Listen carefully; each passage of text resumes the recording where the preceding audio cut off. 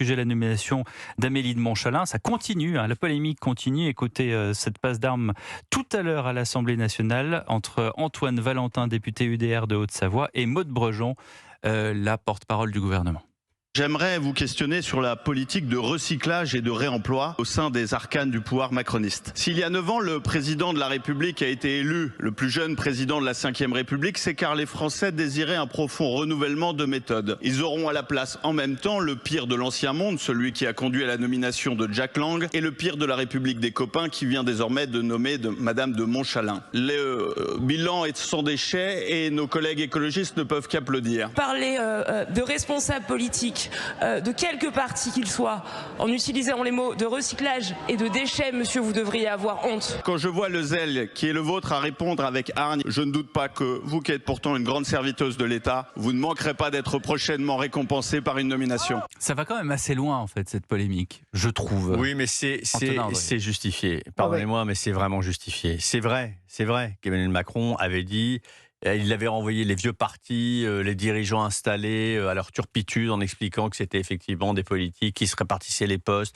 Il voulait même faire un spoil system, lui, en virant tous les directeurs d'administration.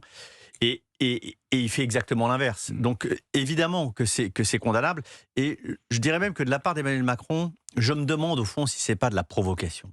Ah bon ? S'il ne s'amuse pas en voyant ce qu'il produit, parce qu'il savait pertinemment. Dans ce cas-là, c'est très grave. On parlait de la fonction présidentielle à l'instant. Je pense qu'il y a une forme de bras d'honneur avec Laurent Jacobelli d'Emmanuel Macron en fin de règne, qui de toute façon ne joue plus grand-chose et qui d'une certaine façon... Il casse ses jouets. Oui, et s'amuse de la polémique que ça provoque.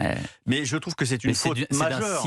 C'est une faute majeure. Amélie de Montchalin est très méritante, mais elle a la vie dont elle et beaucoup de talent, et elle n'aurait pas de mal à se recycler dans le privé. Que n'a-t-il besoin de la nommer à la tête de la Cour des comptes, où on a besoin d'impartialité? Attendez, vous allez dans le privé, elle gagnerait sans doute beaucoup plus d'argent, parce que je rappelle que c'est 14 500 euros par mois en tant que premier président de la Cour des comptes. Déjà un bon salaire. Oui, alors je pense que dans le privé, vous pouvez avoir facilement, quand on est Amélie de Montchalin, 3 fois plus. Mais c'est une faute d'Emmanuel Macron et cette polémique... Mais que dire dans ce cas? Alors, en revanche, par rapport au privé, Antonin, c'est un CDI de 28 ans. Parce qu'elle a 40 ans, elle peut partir à 68 ans. Et certains lui ont reproché, notamment Éric Ciotti, le premier, qui a tiré à boulet rouge là-dessus. Mais est-ce que... Admettons, parce que qu'est-ce qu'on dit? En ce moment, la polémique, c'est surtout, attendez, elle a voté un budget, et elle va regarder ce même budget, et donc elle va devoir donner un bon point ou pas. Elle va se déporter. Mais elle peut se déporter. Elle va se déporter. Elle peut se déporter. Non, mais d'accord. Pour une année, il n'y aura plus de budget après. Est-ce que c'est pas beaucoup de bruit pour rien? Non, mais moi je crois que c'est une femme qui a été très, très, très solidaire du président Macron, qui a été battue aux dernières législatives, qui avait été celle qui avait fait la réforme, la suppression de l'ENA, et qui vendait ça comme une chose, comme une réforme importante du quinquennat, ce qui n'est pas l'avis de tout le monde. Et là, c'est vrai que lorsqu'elle a été l'adjointe du ministre Lombard, disant qu'elle était meilleure que lui dans l'explication des choses. C'est pas totalement faux pour le coup. Ben oui, non, mais c'est vrai qu'elle a impressionné sûrement par sa connaissance technique des chiffres. Et donc, je crois que le président Macron, qui connaît finalement pas de monde parce qu'il voit peu de monde, il s'est dit, ben voilà, pourquoi pas elle? Et il a choisi comme ça.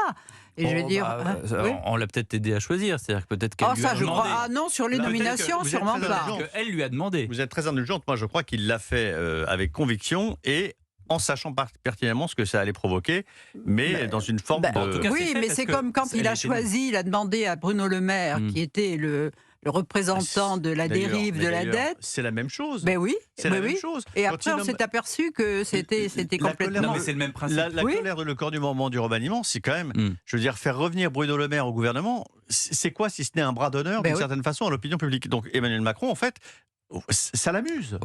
Certains disent que c'était vraiment aiguillé pour faire tomber Retailleau. Oui. Alors je ne sais pas si c'est aiguillé, mais en tout cas, il y a un goût de la provocation chez Emmanuel Macron. Ça a marché si ça avait... On le voit, ça fait partie de son personnage. Si c'était un traquenard pour faire tomber Retailleau, en tout cas, ça a fonctionné.